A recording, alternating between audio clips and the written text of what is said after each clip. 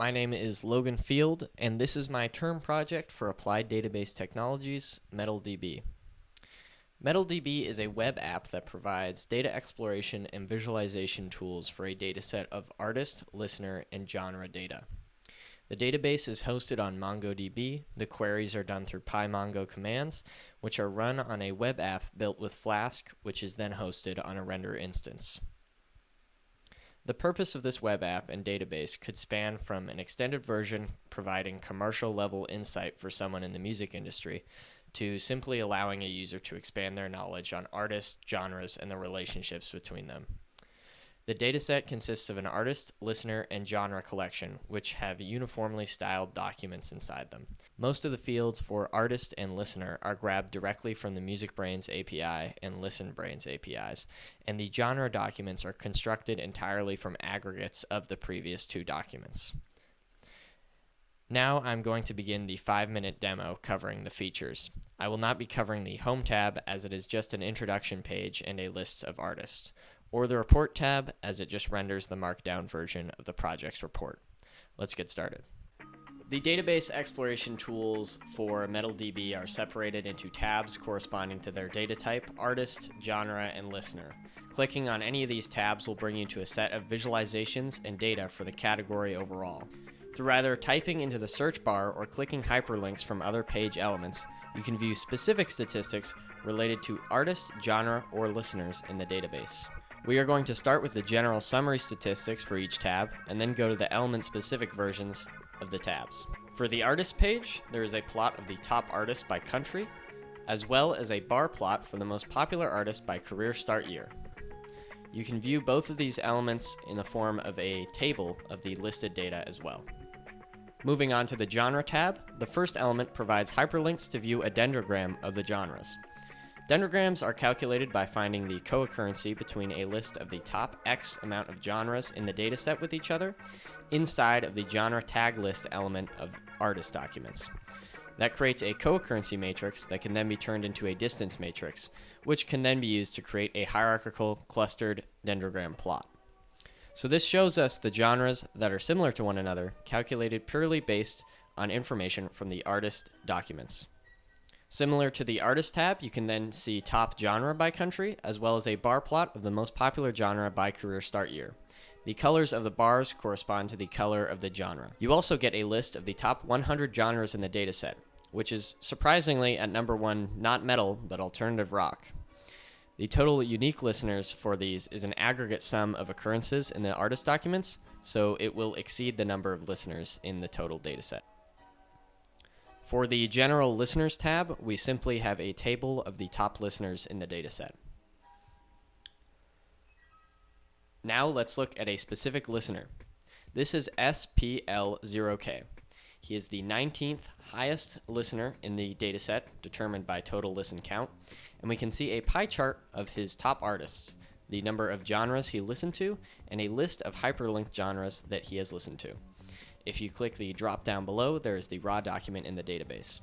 Below it is his top artists ranked by listen count. Now let's click on a genre in this list to explore it. Let's go with thrash metal. We can see that thrash metal is the 28th highest listened to genre in this dataset. There's also a pie chart of the top 10 artists and top country of origin for thrash metal. Both of these are grabbed from the pre-computed list in the genre document. There's also a preview music player that lets us listen to a random artist tagged as thrash metal in our dataset.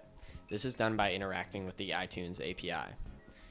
On top of this is a map of the top artists in thrash metal by their country of origin, as well as a bar plot of the top thrash metal artist by their year of origin.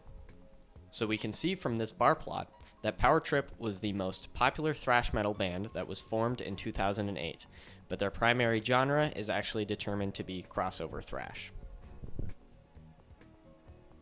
Below that, we get a list of the top artists in that specific genre, and below that, a list of similar genres to this genre. Similar to the dendrograms, this is calculated by co-occurrency within artist documents. Now we can move on to look at a specific artist within thrash metal. Let's look at Slayer. So in the artist specific tab, we can see that Slayer is the 17th highest listened to artist in the dataset. To the left is an image of the artist. This is grabbed from the Deezer API. Then a pie chart to the right showing the distribution of genre tags and their vote. Below that, once again, is a preview song for this artist. Then we have the genre tags hyperlinked and colored with their specific color.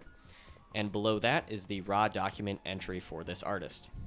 Moving down, we see a similar artist table. This is calculated through co-occurrency within the top artists of the listener documents. Then we have a list of the top listeners for this artist. You can click on any of these elements to navigate to their page. I wanted to make this data set very easy to explore, find connections, and discover relationships between genres and artists. Also, to prove that the search bar works, let's search the artist Gatecreeper. Unfortunately, the search is case sensitive. And what happens when you search something that doesn't exist? An error message. Alright, this concludes the demo for MetalDB. There are still some issues with this project that I would like to address if I had more time, the most pressing of which is the RAM usage.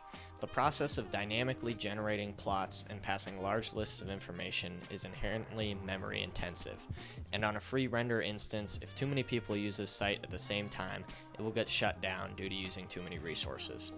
I attempted to reduce this problem by caching the generic plots, but all of the specific artist, listener, and genre plots must be generated dynamically. The second issue is the music player. Sometimes the iTunes API returns a song that has a title matching the artist name, but is not made by the artist. I could not find a tutorial addressing this. I suspect it would need better input filtering, but I did not have time. The final issue is that the data from the API is inconsistent in a few ways. For example, start year in the MusicBrainz data means career start year for bands, but birth year for artists, so it throws off the year-based visualizations. Also, my method of sampling from a list of seed artists in the metal genre means that the calculated popularity metrics are not generalizable to the music community as a whole. So if this was to be used for any analytical purpose, the data collection would have to be redone.